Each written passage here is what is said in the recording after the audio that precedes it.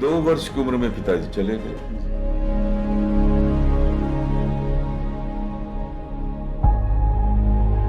पिता की कोई स्मृति, कोई झलकी, कोई तस्वीर तक मेरे जहन में नहीं।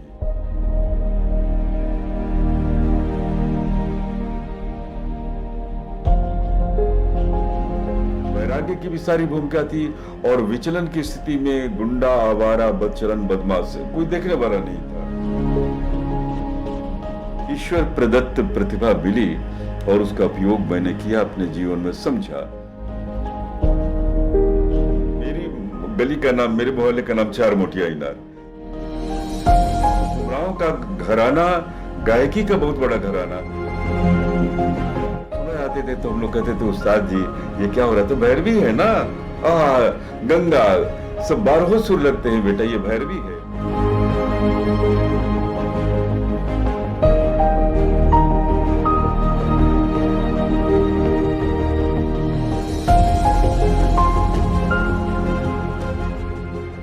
ये तो बहुत बड़ी बात है कि इतने बड़े कलाकार के सानिध्य में आपने वो सुर और वो संगीत आपके हृदय के भीतर गया और आपने हृदयंगम किया उसको, और वहां से ये विरासत आप लेकर के आए। तो पहले तो कोई ट्रेनिंग हुई नहीं, ट्रेनिंग के लिए कोई हमारे पास न समय न मेरे पास संसाधन।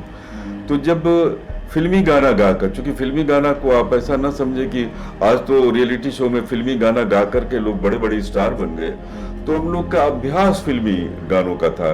हेमंत कुमार का, मुकेश का, मोहम्मद रफी साहब का, तलत साहब का, लता जी का, शाबाई का, तो उनके गले में जो जो हरकतें होती थी, जो मुड़की है या तान है, उसको हम लोग गले में रखते थे। इस तरह से गला सुरक्षित रहा।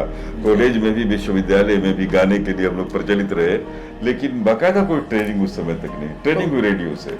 ये तो रेडियो की बात हम करेंगे आगे, जब संगीत और बचपन से ये घुट्टी में आपको मिला संगीत, और वहाँ से, लेकिन आपने पढ़ाई में भी हमेशा अच्छा किया, और ये नहीं कि आपने एक चीज़ को आप पकड़ के बैठे रहे और ये नहीं कि संगीत में ही कर रहे हैं।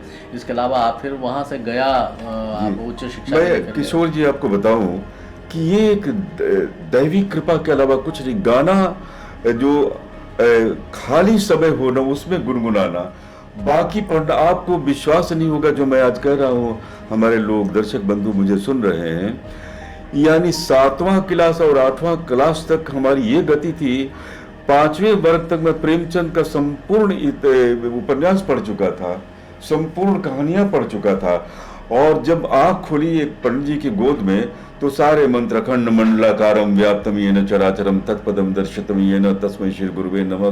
ब्रह्मा मुरारी त्रिपुरांतकारी भानु शशि भूमशतो बुधश्च गुरुश्च शुक्र शनि राहु केतुः कुर्वन्तु सर्वे मम सुप्रभातम या कुंदेन्दु तुषार। क्या बताऊं, मैंने संस्कृत एकदम कटा। ये 1953-54 की बात बोल रहा हूँ। वो हमारे ब्रेन की अवचेतन में ये सारी चीजें बैठ गई हैं। तो संस्कृत का ज्ञान हो गया, तो भाषा बनने लगी। उच्चारण की प्रक्रिया 53 से ही शुरू हो गई, और मैं बहुत सावधान हो गया अपनी बोली के बारे में। और वो बाबा जी थे पंडित राम सिंहासन चौबे जी, गीता प्रेस से किताब, बहुत चित्रात्मक किताब। तो महाभारत मैं 3-4 तक 18 बार पढ़ चुका, और साथ में श्री रामचरितमानस, तुलसीकृत, वो बड़े सुंदर सुंदर राम और सीता की तस्वीरें, हनुमान की उड़ते हुए। एक तरह से कहें कि ये आपके जीवन में एक साहित्यिक संस्कार, जिसको साहित्यिक और सांस्कृतिक संस्कार, ये साहित्यिक से सांस्कृतिक संस्थान ज्यादा है, धार्मिक। तो मैं धार्मिक होने लगा, और मीट मांस मछली कुछ मैंने नहीं खाया। तो ये संस्कार वो श्री रामचरितमानस और गीता से, गीता तो मैं पढ़ नहीं पाता था। फिर आप जब गया गए वहाँ से, फिर आपने और आगे की शिक्षा आपने गया में ग्रहण की ना जी। तो वहाँ फिर कैसे लगा कि आप साहित्य की तरफ जाना? जी, तो गया में जब मैं आया, तो गया में VM गुर्जर जिनका नाम लिया, क्या बोलते थे, क्या भारी आवाज, उन्होंने मेरी आवाज को बनाया। और जब मैं 8वां वर्ग में गया, तो 8वां 9वां वर्ग में हमारे सारे शिक्षक बदल गए। तो राम लखन बाबू थे, 9वां क्लास में MA की सारी किताबें ला कर रख देते थे और कहते थे कि नोट बनाओ। 6 पेपर का नोट बनाया, और प्रत्येक दिन 1 रुपया मुझे देते थे मिठाई खाने के लिए। तो 1 रुपया में आधा किलो मिठाई आ जाती थी, पूरा परिवार खाता था। तो इस तरह से मैंने MA वर्ग की तैयारी 8वें 9वें क्लास में कर ली। और उसे प्रथम श्रेणी उनको उपाधि मिली। और गया कॉलेज से लड़के लड़कियां देखने आते थे कि कौन मैक्लोडगंज में कौन शंकर रहता है। मैं क्या बताऊं आपको, अद्भुत है। मतलब अब कुछ अपने मुंह से कहने पर विश्वास भी नहीं होता, और अतिशयोक्तिपूर्ण बातें, मुझे खुद ही सब कुछ अतिशयोक्तिपूर्ण हमारा जीवन लगता है। लेकिन जैसे जैसे जैसे आपने कहा ना, इतनी साहित्यिक और एकेडमिक प्रतिभा मेरी संपन्न हो गई।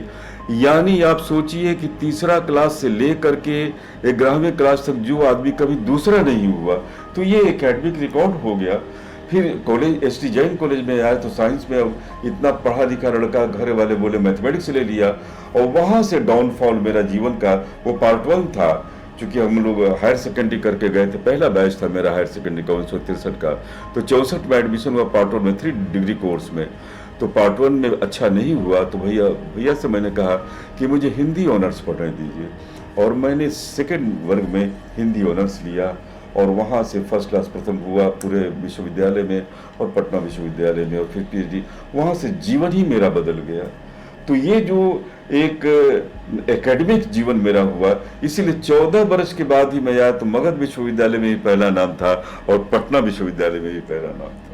ये ऐसा होता लेकिन था। ये तो फिर एकेडमिक जो आपकी क्वालिफिकेशन और जो कुछ आपने अचीव किया, अर्जित किया, रेडियो में ये इसके माध्यम से कितनी सफलता आपको मिली? अब रेडियो में इसके माध्यम से जो असफलता मिलने वाली थी उसका जिक्र करेंगे तो आपकी आंखों में आंसू आ जाए। राधा बाबू उस समय यहाँ पर थे, और चतुर्भुज जी हमारे बड़े गुरुजी मैं कहता था।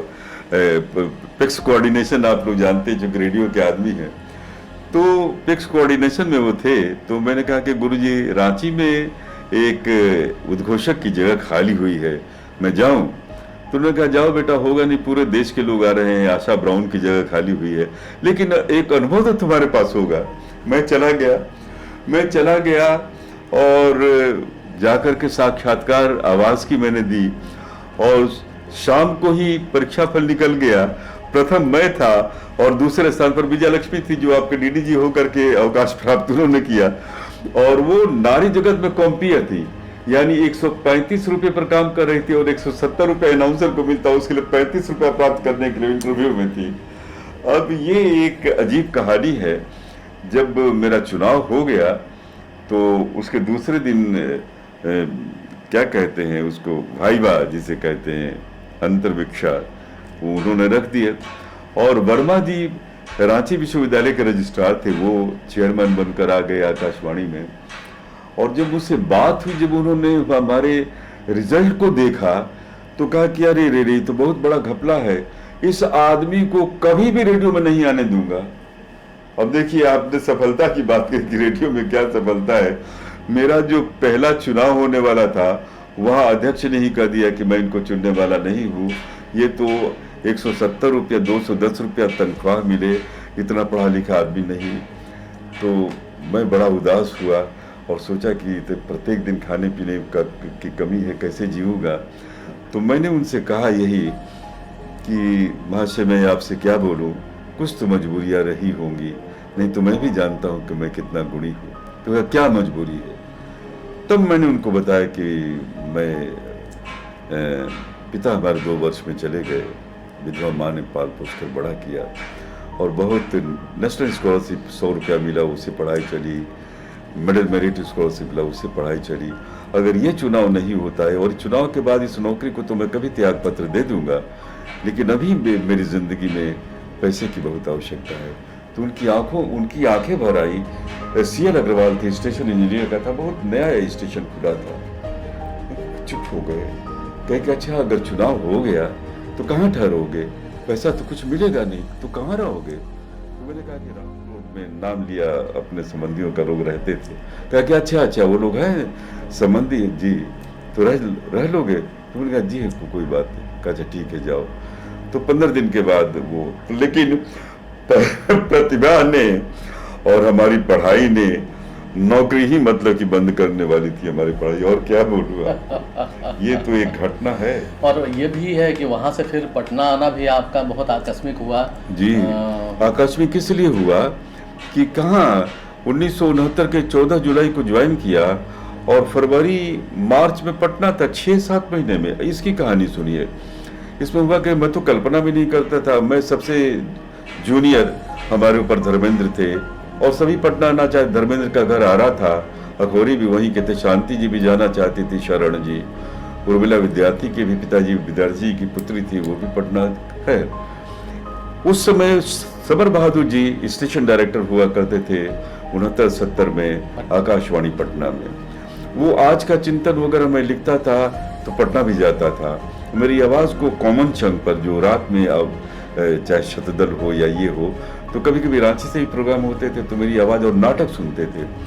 तो उन्होंने ओपन कर दिया कि अगर वहाँ एक नया लड़का है, शंकर नाम है उसका, अगर वो पटना आना चाहे तो मैं उसको बुला लूंगा। और उन्होंने मुझे मार्च महीने में चिट्ठी लिखकर बुलवा लिया। एक फोर्स ट्रांसफर मेरा रांची से पटना के लिए हो गया। ये भी आश्चर्य की बात है। तो ये आश्चर्य सब घटित होते रहे और मैं 1969 से लगातार 1979 तक, 1979 के जुलाई तक उद्घोषक रहा। और फिर मैंने यूपीएससी कैडर से परीक्षा में उत्तीर्णता प्राप्त की, कार्यक्रम अधिशासी जो आप लोग बने।